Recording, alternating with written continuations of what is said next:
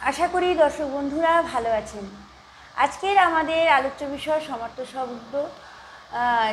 যে সকল শব্দ একই অর্থ প্রকাশ করে তাকে বলা হয় সমার্থক শব্দ। যেমন ধরুন অতিথি। অতিথি শব্দটির সমার্থক শব্দ আগন্তুক, অভ্যাগত, গৃহাগত। আবার ধরুন ইচ্ছা, বাসনা, অভিলাষ, অভিপ্রায়।